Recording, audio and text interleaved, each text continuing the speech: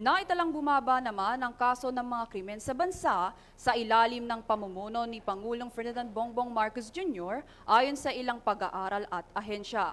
Narito ang aking report. Sinanong po si Pangulong Ferdinand Bongbong Marcos Jr. sa kanyang pwesto noong taong 2022.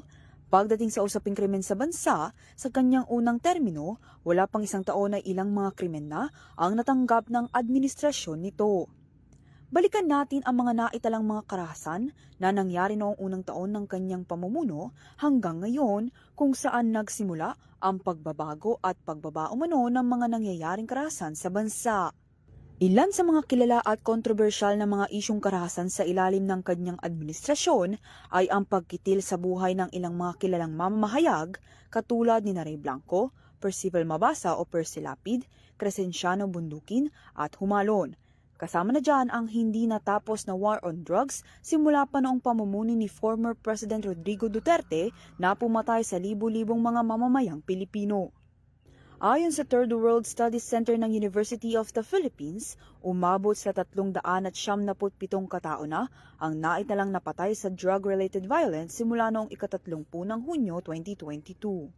Kung saan naharap ang dating presidente na si Rodrigo Duterte sa kasong ipinataw sa kanya ng International Criminal Court o ICC sa paglabag sa mga karapatang pantao ng mga Pilipino dahil sa extrajudicial killings na kanyang inilunsad upang ayusin at linisin ng bansa sa paglaganap ng pagbebenta at paggamit ng droga. Samantala, pagdating naman sa mga krimen na nangyari sa bansa, simula pa noong July 2022 hanggang January 2024, sa pamamagitan ng Peace and Order Program na inilunsad ng gobyerno, naitala itong bumaba ng 324,368 o 10.66% na mas bumaba pa ayon sa naiulat na karahasan na 363,000 noong December 2020 hanggang June 2022.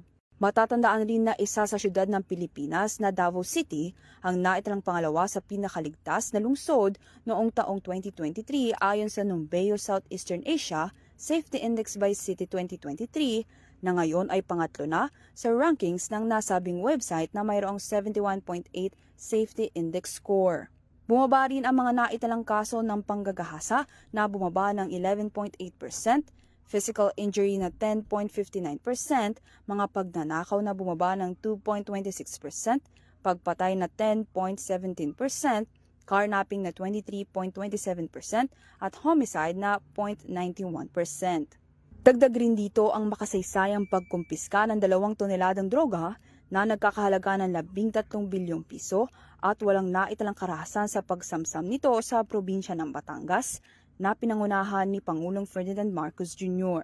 Sa kasalukuyan, isa sa mga nagbibigay ng takot ngayon sa mga tao ay ang paglaganap ng mga krimen kaugnay sa Philippine Offshore Gaming Operators o POGO na nauugnay rin sa agawang teritoryo ng Pilipinas sa China sa West Philippine Sea kung saan ilang mga opisyal na ng gobyerno ang nasangkot sa nasabing iligal na mga aktibidad na nangyayari rito. Patuloy naman ang pag-iimbestiga at paglutas ng mga otoridad at ng gobyerno sa mga nangyayaring krimen o legal na gawain ng mga tao at dayuhan sa ating bansa para sa pagtitiyak ng ligtas na seguridad hindi lamang sa mga nagpapatakbo nito kung hindi sa ating sariling bansa.